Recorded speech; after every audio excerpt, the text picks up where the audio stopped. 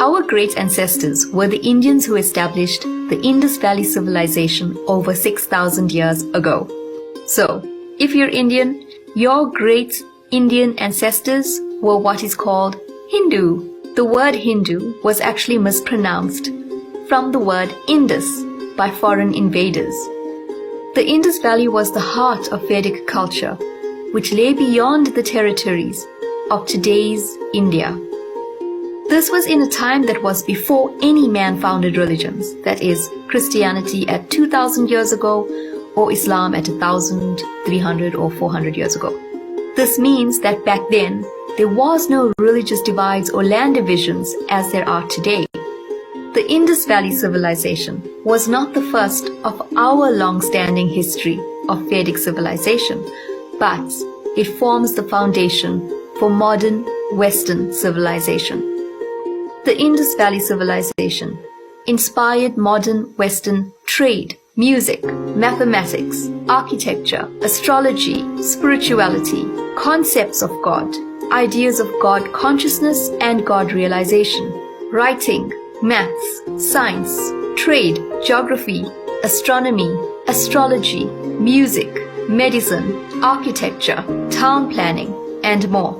At the core of Vedic culture is the teaching of one God who has many names and forms. This is often misinterpreted by people who do not study the authentic Vedic literature or try to understand through a God-realized person. Over 4,000 years ago, the people were illiterate. The Brahmanas were the cream of scholarly people and the head of civilized society. The Brahmanas were the people who were originally the people of the book, because they had the Vedas, which all the knowledge I mentioned above came from originally. The Vedic path is called Sanatan Dharma, which means eternal path of moral duties. Dharma is about doing the right thing, fulfilling responsibilities, and being as good and just as possible. All civilized people of the ancient past practiced Dharma. And this is the reason that nobody fought over the different forms of God. There was a mutual understanding that God was everywhere and in everything at the same time. So, God was always understood to be one who could have many names and forms. This knowledge of the ability of God was what brought peace to people who worship the different forms of God. So they didn't argue or quarrel over their beliefs. Gradually, with the rise of man-founded religions, came the destruction of the Vedic civilization and other ancient cultures.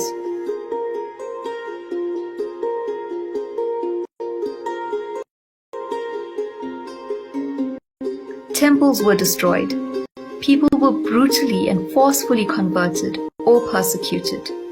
So the knowledge systems of our ancient Vedic people were absorbed into the new invading religions.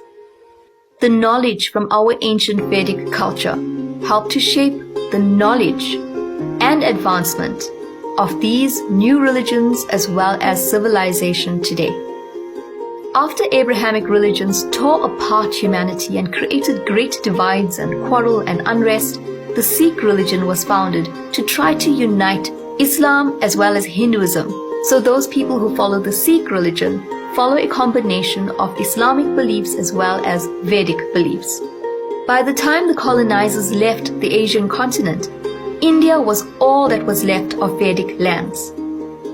Her wealth was extracted, many millions of people had died, and she was now left in poverty.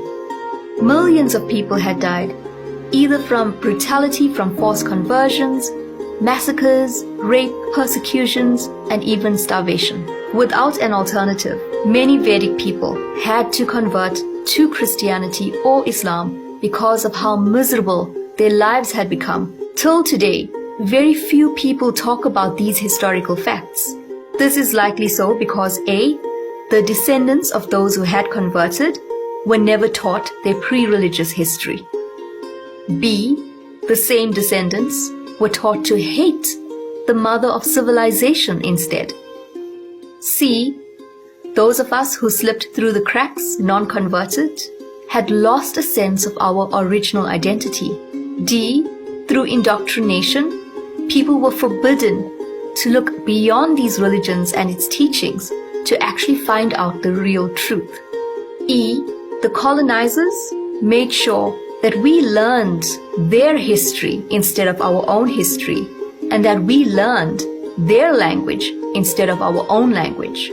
I am a proud Indian, not because of myself, but because of the great legacy of our Vedic culture, contrary to what the Western civilizations will have us believe about our culture. We need to read our bona fide texts. Our sacred texts have a wealth of knowledge of God. It is incomparable to anything else that is out there claiming to be the only way. Just take a look and you will know. Beneath this video, I've put some links to some of our sacred books where you will see that God speaks directly to us and has done so over 5,000 years ago. There is nothing else like it on this planet. Thank you for listening to this. I hope you found it enlightening. Let me know. I wish you all the best. Om Shanti.